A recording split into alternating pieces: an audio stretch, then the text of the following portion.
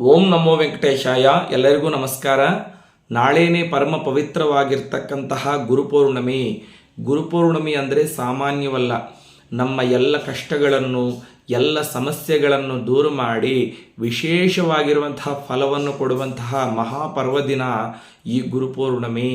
Court ಸಮಸ್ಯೆಗಳಿಂದ ವಿಪರೀತವಾಗಿ ನೊಂದು ನರಳುತ್ತಾ ಇರುವಂತಹವರು, ಸತಿಪತಿ ಕಲಹ ಅಂದರೆ ಗಂಡ ಹೆಂಡತಿ ಮಧ್ಯದಲ್ಲಿ ಸಖ್ಯತೆ ಇಲ್ದಿರ ನೋವನ್ನು ಅನುಭವಿಸ್ತಾ ಇರ್ತಕ್ಕಂಥವರು, ಆಸ್ತಿ ಪಾಸ್ತಿ ವಿಚಾರಕ್ಕೋಸ್ಕರವಾಗಿ ಅಣ್ಣ ತಮ್ಮಂದಿಯರು ವಿಪರೀತವಾಗಿ ಜಗಳ ಮಾಡಿಕೊಂಡು ನ್ಯಾಯಾಲಯಕ್ಕೆ ತಿರುಗ್ತಾ ಇರುವಂತಹವರು, ನಮ್ಮ ಮಕ್ಕಳು ಚೆನ್ನಾಗಿ ಓದ್ತಾ ಇಲ್ಲ, ಮಂದ ಬುದ್ಧಿವಂತರಾಗಿದ್ದಾರೆ, ಅವರು ಚೆನ್ನಾಗಿ ಓದಬೇಕು ಅಂದ್ಕೊಂಡಿರ್ತಕ್ಕಂಥವರು, ಭೂಲಾಭ ಗೃಹಲಾಭ ಅಂದರೆ ನೂತನ ಗೃಹವನ್ನು ನಿರ್ಮಾಣ ಮಾಡಿಕೊಳ್ಳಬೇಕು ಅನ್ನುವಂತಹ ಆಸೆ ಇರ್ತಕ್ಕಂಥವರು ನಾಳೆ ಒಂದು ಅದ್ಭುತವಾಗಿರುವಂತಹ ಪರಿಹಾರವನ್ನು ಮಾಡಿಕೊಂಡರೆ ದಕ್ಷಿಣಾಮೂರ್ತಿ ಅನುಗ್ರಹದಿಂದ ಈ ಕಷ್ಟಗಳೆಲ್ಲ ಸಹ ದೂರ ಆಗಿ ಅತಿ ಶೀಘ್ರದಲ್ಲೇ ಗುರುದಕ್ಷಿಣಾಮೂರ್ತಿ ಅನುಗ್ರಹದಿಂದ ನಿಮ್ಮ ಕಷ್ಟಗಳು ಸಮಸ್ಯೆಗಳು ಏನೆಲ್ಲ ಇದೆಯೋ ಅವೆಲ್ಲ ಖಂಡಿತವಾಗಲೂ ಪರಿಹಾರವಾಗುತ್ತವೆ.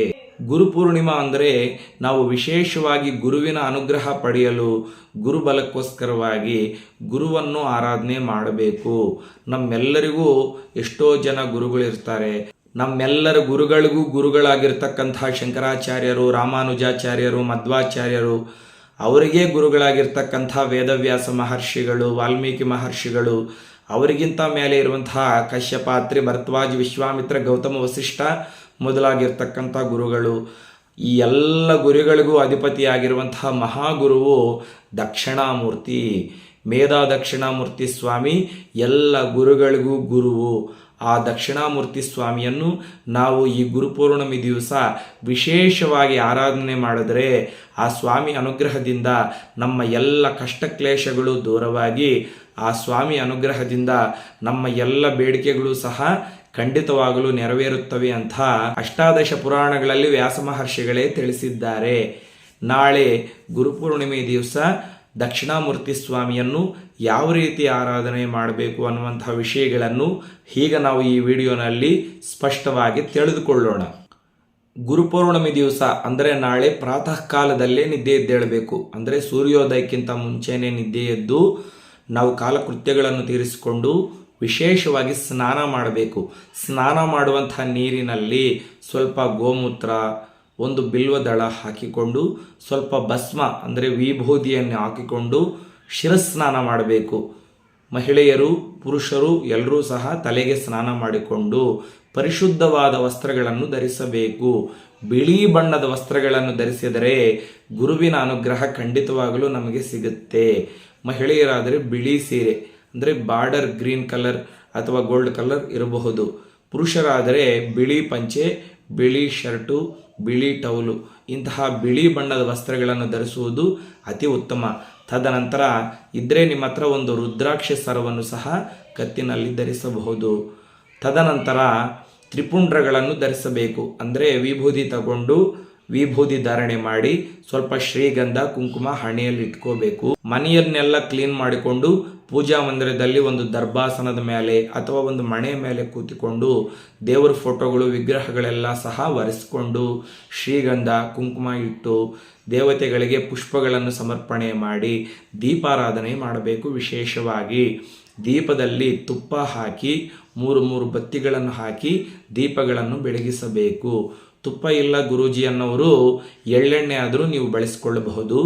ದೀಪಗಳನ್ನು ಬೆಳಗಿಸಿ ತದನಂತರ ಮಹಾಗಣಪತಿಯನ್ನು ಪ್ರಾರ್ಥನೆ ಮಾಡಬೇಕು. ಓಂ ವಕ್ರತುಂಡ ಮಹಾಕಾಯ ಸೂರ್ಯಕೋಟಿ ಸಮಪ್ರಭಾ ನಿರ್ವಿಘ್ನಂ ಕುರು ಮೇ ದೇವ ಸರ್ವ ಕಾರ್ಯೇಷು ಸರ್ವದಾ. ಓಂ ಶ್ರೀ ಮಹಾಗಣಾಧಿಪತಯೇ ನಮಃ. ತದನಂತರ ಗುರುವನ್ನು ಧ್ಯಾನ ಮಾಡಬೇಕು. ಓಂ ಗುರು ಬ್ರಹ್ಮ ಗುರುರ್ವಿಷ್ಣು ಗುರುರ್ದೇವೋ ಮಹೇಶ್ವರ ಗುರು ಸಾಕ್ಷಾತ್ ಪರಬ್ರಹ್ಮ ತಸ್ಮೈ ಶ್ರೀ ಗುರವೇ ನಮಃ. ತದನಂತರ ಆಚಮನ ಮಾಡಿ. ಆಚಮನ ಯಾವ ರೀತಿ ಮಾಡಬೇಕೋ ನಾನು ನಿಮಗೆ ಮೊದಲೇ ಹೇಳಿಕೊಟ್ಟಿದ್ದೀನಿ. ತದನಂತರ ಸಂಕಲ್ಪ ಹೇಳಿಕೊಳ್ಳಿ. ತದನಂತರ ದಕ್ಷಿಣಾಮೂರ್ತಿಯನ್ನು ಪೂಜೆ ಮಾಡಬೇಕು. ಇಲ್ಲಿ ತೋರಿಸ್ತಾ ಇದ್ದಾರೆ ನೋಡಿ, ಇದು ದಕ್ಷಿಣಾಮೂರ್ತಿ ಫೋಟೋ. ನಿಮ್ಮ ಮನೆಯಲ್ಲಿ ದಕ್ಷಿಣಾಮೂರ್ತಿ ಸ್ವಾಮಿ ಫೋಟೋ ಇದ್ದರೆ ಆ ಫೋಟೋಗೆ ನೀವು ಪೂಜೆ ಮಾಡ್ಕೋಬಹುದು. ಇಲ್ಲಾಂದರೆ ಒಂದು ಚಿಕ್ಕ ಫೋಟೋ ತಗೊಂಡು ಬನ್ನಿ. ಫೋಟೋ ಇಲ್ಲ ಸ್ವಾಮಿ, ತಗೊಂಡು ಬರೋದಕ್ಕೆ ಶಕ್ತಿ ಇಲ್ಲ ಅನ್ನೋರು ಪಾರ್ವತಿ ಪರಮೇಶ್ವರರ ಫೋಟೋ ಇದ್ದರೆ ಆ ಪರಮೇಶ್ವರನ ಫೋಟೋಗೆ ಪೂಜೆ ಮಾಡಿಕೊಳ್ಳಬಹುದು. ಯಾಕಂದರೆ ದಕ್ಷಿಣಾಮೂರ್ತಿ ಸ್ವಾಮಿ ಅಂದರೆ ಬೇರೆ ಯಾರೂ ಅಲ್ಲ, ಸಾಕ್ಷಾತ್ತು ಪರಮೇಶ್ವರ. ಫೋಟೋನು ಇಲ್ಲ ಸ್ವಾಮಿ ಅನ್ನೋರು ಶಿವಲಿಂಗ ಇದ್ದರೆ ಆ ಶಿವಲಿಂಗಕ್ಕೆ ಪೂಜೆ ಮಾಡಿಕೊಳ್ಳಬಹುದು. ಸ್ವಲ್ಪ ನೀರು ತಗೊಂಡು ಆ ಶಿವಲಿಂಗದ ಮೇಲೆ ಹಾಕುತ್ತಾ ಈ ಶ್ಲೋಕವನ್ನು ಹೇಳಬೇಕು. ಓಂ ನಮಃ ಪ್ರಣವಾರ್ತಾಯ ದಿವ್ಯಜ್ಞಾನೈಕಮೂರ್ತಯೇ ನಿರ್ಮಲಾಯ ಪ್ರಶಾಂತಾಯ ದಕ್ಷಿಣಾಮೂರ್ತಯೇ ನಮಃ. ಇನ್ನೊಂದು ಸಲ ಹೇಳ್ತೀನಿ, ಚೆನ್ನಾಗಿ ಕೇಳಿ. ಓಂ ನಮಃ ಪ್ರಣವಾರ್ತಾಯ ದಿವ್ಯಜ್ಞಾನೈಕಮೂರ್ತಯೇ ನಿರ್ಮಲಾಯ ಪ್ರಶಾಂತಾಯ ದಕ್ಷಿಣಾಮೂರ್ತಯೇ ನಮಃ. ಈ ಶ್ಲೋಕವನ್ನು ಹೇಳುತ್ತಾ ಶಿವಲಿಂಗಕ್ಕೆ ಅಭಿಷೇಕವನ್ನು ಮಾಡಿ. ಈ ಶ್ಲೋಕಗಳು ಕೆಳಗಡೆ ಡಿಸ್ಕ್ರಿಪ್ಷನಲ್ಲಿರುತ್ತೆ, ನೋಡ್ಕೊಳ್ಳಿ. ತದನಂತರ ಆ ಶಿವಲಿಂಗದ ಮೇಲೆ ಸ್ವಲ್ಪ ವಿಭೂದಿಯನ್ನು ಹಾಕಿ ಸ್ವಲ್ಪ ಶ್ರೀಗಂಧವನ್ನಿಟ್ಟು ಬಿಲ್ವದಳಗಳಿಂದ ಪೂಜೆ ಮಾಡಿ, ಕೆಂಪು ಬಣ್ಣದ ಪುಷ್ಪಗಳಿಂದ ಪೂಜೆ ಮಾಡಿ. ತದನಂತರ ಧೂಪವನ್ನು ಸಮರ್ಪಣೆ ಮಾಡಿ, 2 ಅಗರಬತ್ತಿ ಹಚ್ಕೊಂಡು ಪೂಜೆ ಮಾಡಿ. ಸ್ವಲ್ಪ ನೈವೇದ್ಯ ಇಡಬೇಕಾಗತ್ತೆ. ಏನು ನೈವೇದ್ಯ ಇಡಬೇಕು? ಸ್ವಲ್ಪ ಅವಲಕ್ಕಿ, ಅದರಲ್ಲಿ ಬೆಲ್ಲ ಹಾಕಿ ದೇವರಿಗೆ ನಿವೇದನೆ ಮಾಡಿ. ಇಲ್ಲಾಂದರೆ ಸ್ವಲ್ಪ ಉಗುರು ಬೆಚ್ಚಿನ ಹಾಲಲ್ಲಿ ಸ್ವಲ್ಪ ಜೇನು ಹಾಕಿ ಒಂದು ಬಾಳೆಹಣ್ಣು ಕಟ್ ಮಾಡಿ ಅದರಲ್ಲಿ ಹಾಕಿ, ಇದ್ರೆ ಸ್ವಲ್ಪ ದಾಳಿಂಬೆ ಬೀಜಗಳನ್ನು ಹಾಕಿ ಪರಮೇಶ್ವರನಿಗೆ ನಿವೇದನೆ ಮಾಡಿ. ತದನಂತರ ಹಚ್ಚಕರ್ಪೂರ ಬೆಳಗಿಸಿಕೊಂಡು ಸ್ವಾಮಿಗೆ ಆರತಿಯನ್ನು ಮಾಡಬೇಕು. ನಾಳೆ ಹಚ್ಚಕರ್ಪೂರ ಬೆಳಗಿಸಿಕೊಂಡು ಸ್ವಾಮಿಗೆ ಆರತಿ ಮಾಡಿದ್ರೆ ನಮ್ಮ ಎಲ್ಲ ಕಷ್ಟಗಳು ಸಹ ದೂರ ಆಗುತ್ತೆ. ನಮ್ಮ ಏನೇ ಸಮಸ್ಯೆ ಇದ್ದರೂ ಆ ದಕ್ಷಿಣಾಮೂರ್ತಿ ಖಂಡಿತವಾಗಲೂ ಆ ಸಮಸ್ಯೆಯನ್ನು ಸ್ವಾಮಿ ದೂರ ಮಾಡ್ತಾನೆ. ನಂಬಿಕೆಯಿಂದ ನಾವು ಮಾಡಬೇಕು. ಪುರಂದರದಾಸರು ಹೇಳ್ತಾರೆ, ನಂಬಿಕೆಟ್ಟವರೆಲ್ಲ ಹರಿನಿನ್ನ ನಂಬದೇ ಕೆಟ್ಟರೆ ಕೆಡಬಹುದು ಅಂತ. ಅಲ್ಲಿರೋದು ಸಾಕ್ಷಾತ್ತು ದಕ್ಷಿಣಾಮೂರ್ತಿ ಸ್ವಾಮಿ ಪರಮೇಶ್ವರ ಎಂದು ನಾವು ಭಾವನೆ ಮಾಡಿದ್ರೆ ಖಂಡಿತವಾಗಲೂ ಆ ಸ್ವಾಮಿ ಅಲ್ಲೇ ನಮಗೆ ಪ್ರತ್ಯಕ್ಷನಾಗ್ತಾನೆ. ಅಲ್ಲಿರೋದು ಸಾಧಾರಣವಾಗಿ ಒಂದು ಕಲ್ಲು, ಒಂದು ಶಿವಲಿಂಗ, ಸಾಧಾರಣವಾದ ಒಂದು ಫೋಟೋ ಅಂತ ನಾವು ಭಾವನೆ ಮಾಡಿದ್ರೆ ಯಾವಾಗೂ ನಮಗೆ ಫಲ ಅನ್ನೋದು ಸಿಗುವುದಿಲ್ಲ. ಯದ್ಭಾವಂ ತದ್ಭವತಿ ಅಂತ ಹೇಳುತ್ತೆ ವೇದ. ನಾವು ಭಾವನೆಯಿಂದ ಭಗವಂತನ ಆರಾಧನೆ ಮಾಡಿದರೆ ಖಂಡಿತವಾಗಲೂ ಆ ಸ್ವಾಮಿ ಅನುಗ್ರಹ ನಮಗೆ ಸಿಗುತ್ತೆ. ತದನಂತರ 5 ಮಂತ್ರಗಳನ್ನು 21 ಸಲ ಜಪ ಮಾಡಬೇಕು. ಆ ಮಂತ್ರಗಳು ಯಾವಪ್ಪ ಅಂದರೆ ಓಂ ಸದ್ಯೋಜಾತಾಯ ನಮಃ, ಓಂ ವಾಮದೇವಾಯ ನಮಃ, ಓಂ ಅಘೋರಾಯ ನಮಃ, ಓಂ ತತ್ಪುರುಷಾಯ ನಮಃ, ಓಂ ಈಶಾನಾಯ ನಮಃ. ಇವು ಮಹಾಶಕ್ತಿವಂತವಾದ ಮಂತ್ರಗಳು. ಪರಮೇಶ್ವರನ ಪಂಚಮುಖಗಳಿಂದ ಉದ್ಭವಿಸಿರ್ತಕ್ಕಂಥ ಮಂತ್ರಗಳು ಇವು. ಈ ಮಂತ್ರಗಳನ್ನು 21 ಸಲ ಜಪ ಮಾಡಬೇಕು. ತದನಂತರ ದೇವರ ಹತ್ರ ಇಟ್ಟಿರುವಂತಹ ಪ್ರಸಾದವನ್ನು ನೀವು ನಿಮ್ಮ ಕುಟುಂಬದವರು ಸ್ವೀಕಾರ ಮಾಡಿ. ಮುಖ್ಯವಾಗಿ ಉಪವಾಸ ಮಾಡಿದರೆ ವಿಶೇಷವಾದ ಫಲ ಸಿಗುತ್ತೆ. ಅಂದರೆ ಹಾಲು, ಹಣ್ಣುಗಳು, ಸಾತ್ವಿಕ ಆಹಾರ ತಗೊಳ್ಳಬಹುದು. BP ಶುಗರ್ ಇರುವಂಥವರು, ಅನಾರೋಗ್ಯ ಸಮಸ್ಯೆಗಳಿರುವಂಥವರು ಉಪವಾಸ ಮಾಡದಿರ ಇದ್ದರೂ ಪರವಾಗಿಲ್ಲ. ತದನಂತರ ನಿಮ್ಮ ಹತ್ತಿರದಲ್ಲಿ ಶಿವಾಲಯ ಇದ್ದರೆ ಆ ಪರಮೇಶ್ವರನ ದೇಗುಲಕ್ಕೆ ಹೋಗಿ ಆ ದೇವಸ್ಥಾನವನ್ನು ಕಸ ಗುಡಿಸಿ, ಪೊರಕೆಯಿಂದ ಗುಡಿಸಬಾರದು, ಒಂದು ಬಟ್ಟೆ ತಗೊಂಡು ಹೋಗಿ ದೇವಸ್ಥಾನ ಎಲ್ಲ ಕಸ ಗುಡಿಸಿ ಆ ದೇವಸ್ಥಾನದ ಹತ್ರ ರಂಗೋಲಿಯನ್ನು ಹಾಕಿ ಯಾರಾದರೆ ದೀಪ ಬೆಳಗಿಸ್ತಾರೋ ಅವರಿಗೆ ದಕ್ಷಿಣಾಮೂರ್ತಿ ಪರಿಪೂರ್ಣವಾಗಿರ್ತಕ್ಕಂಥ ಅನುಗ್ರಹ ಸಿಗುತ್ತೆ. ತದನಂತರ ದೇವಾಲಯಕ್ಕೆ 5 ಪ್ರದಕ್ಷಿಣೆಗಳನ್ನು ಮಾಡಿ ದೇವಾಲಯದಲ್ಲಿ ನಿಮ್ಮ ಗೋತ್ರ ನಾಮಗಳನ್ನು ಹೇಳಿಕೊಂಡು ನೀವು ಪೂಜೆ ಮಾಡಿಸಿ. ಅಂದರೆ ನಿಮ್ಮ ಗೋತ್ರ ಹೆಸರು ಹೇಳಿದರೆ ಅಲ್ಲಿರ್ತಕ್ಕಂಥ ಅರ್ಚಕ ಸ್ವಾಮಿಗಳು ನಿಮಗೆ ಪೂಜೆ ಮಾಡಿಕೊಡ್ತಾರೆ.